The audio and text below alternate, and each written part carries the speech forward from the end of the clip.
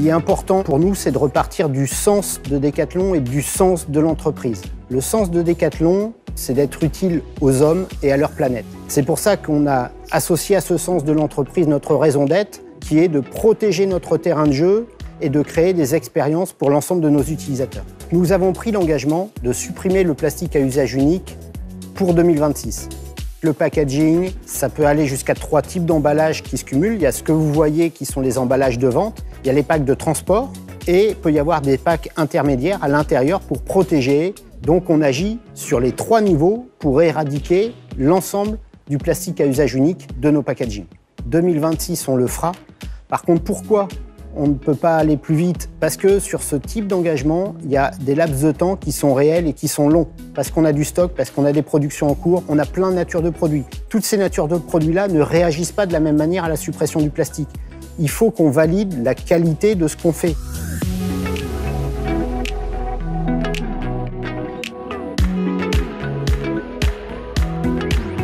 On va procéder à des tests pour s'assurer que l'utilisation du plastique est réellement utile. Et pour ce, on va donc réaliser ces tests sur nos produits les plus contraignants qui sont également nos plus grosses ventes, à savoir les produits textiles, les chaussures et les sacs. Un test, ça va consister à demander dès la production à supprimer cet emballage en priorité avant de le remplacer, de l'expédier et de lui faire le cheminement classique d'un produit et de du coup constater son état à l'arrivée dans le magasin. Et seulement lorsque un test est non concluant sans le plastique à usage unique, on va aller développer une solution à base de pâte à papier, donc du carton ou du papier. Il nous tient à cœur d'utiliser les solutions qui sont réellement moins impactantes en ayant mesuré au préalable, basé sur une méthode scientifique qu'on appelle l'analyse de cycle de vie, les impacts de cette solution de remplacement.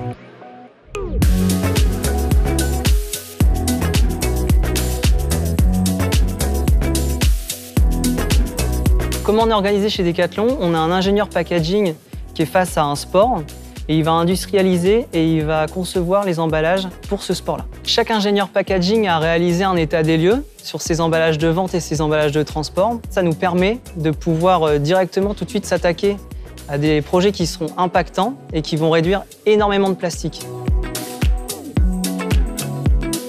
Je vais donc vous présenter la barre de traction entrée de gamme sur laquelle on a réalisé un travail sur l'emballage afin de réduire notre consommation de plastique. Celle-ci, c'est donc la version précédente où on retrouve un blister plastique qui entoure le produit, en sachant qu'il y avait une innovation sur le produit.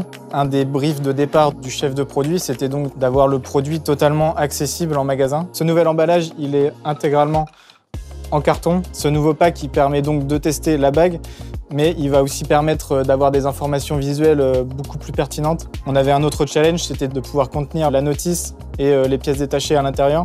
Et enfin, on avait un troisième paramètre, et pas des moindres, c'était de faciliter son transport tout en protégeant le packaging. On a donc pour cela réalisé différents plis pour permettre de protéger la cartonnette durant le transport. Malgré tout, aujourd'hui, on a toujours 2 colliers de serrage en plastique que l'on n'a pas encore supprimés, mais sur lesquels on y travaille. Comme sur cette version en test et toujours pas validée, avec des liens papier. Le changement sur cet emballage, il était un peu complexe dans le sens où les emballages en plastique aujourd'hui sont toujours moins chers que les emballages papier équivalents développés aujourd'hui. Malgré tout, ça a été plutôt bien accueilli puisque ça nous permet aujourd'hui de réduire de 10 tonnes par an notre consommation de plastique à usage unique, rien que sur ce produit-là.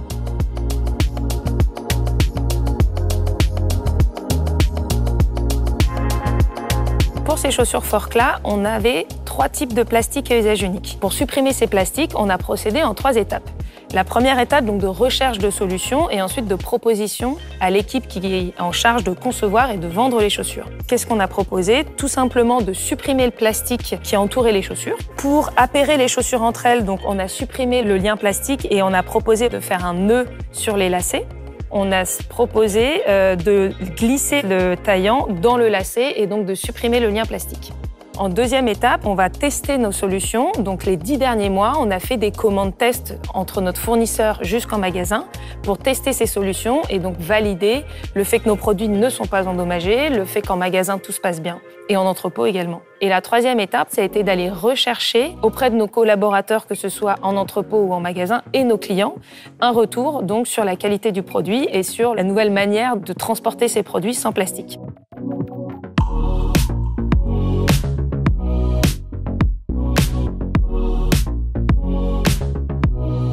Les emballages plastiques dans le transport, majoritairement, ça va être des sachets plastiques transparents et également des rubans adhésifs qui vont nous permettre de fermer nos cartons pour pouvoir les expédier.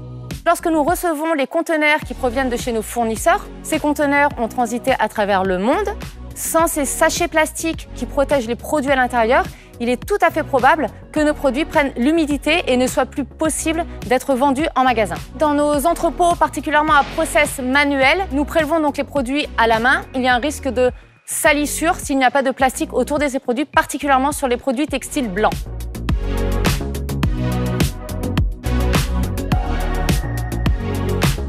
L'ensemble de nos process en entrepôt sont animés par un gain d'efficience, d'efficacité au niveau du geste du collaborateur.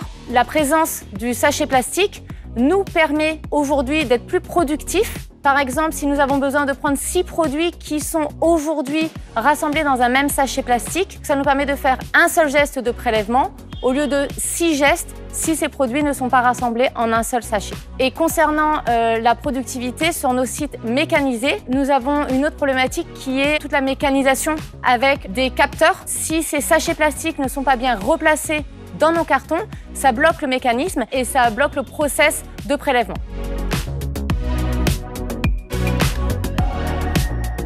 Aujourd'hui, lorsque nous prélevons nos produits dans nos cartons, nous découvrons beaucoup de sachets plastiques que nous n'envoyons pas au magasin et qui sont donc en fait pour nous des déchets que nous devons traiter, trier et pour pouvoir les compacter. Et donc ça nous demande du temps et de l'argent pour payer les sous-traitants afin qu'ils recyclent correctement ces produits.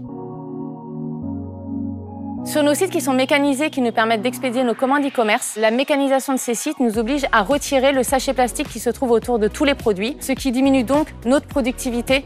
Lorsque nous préparons nos commandes e-commerce, mais que nous n'avons pas besoin de retirer ces sachets plastiques en entrepôt, ces sachets plastiques sont donc envoyés aux clients. Cela devient alors un irritant pour nos clients e-commerce.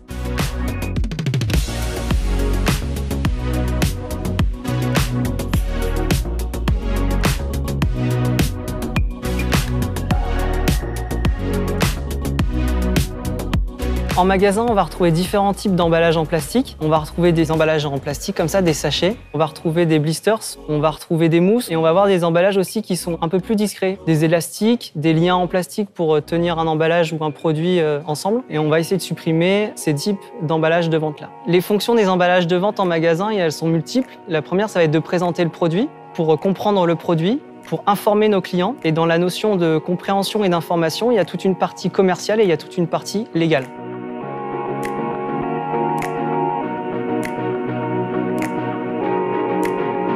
Les réceptions, on en a 2 fois par jour, une au matin et une le soir. Généralement, le plus long, ça va être le dépackaging, donc retirer le plastique, isoler les produits, les rassembler ensemble et ensuite les mettre en rayon. Ça nous occupe une bonne partie de la matinée et de la soirée. Ça représente un temps supplémentaire dans le sens où forcément on doit trier nos déchets, donc c'est-à-dire isoler le plastique des cartons. Ma conception rêvée de la réception, ça serait en effet que tous les produits puissent arriver par modèle et sans plastique. Ça faciliterait énormément notre mise en rayon et le gain de temps est essentiel pour nous dans le sens où aujourd'hui, plus je passe de temps avec mes clients, plus on va pouvoir répondre à leurs besoins et ça, c'est ce qui m'anime au quotidien.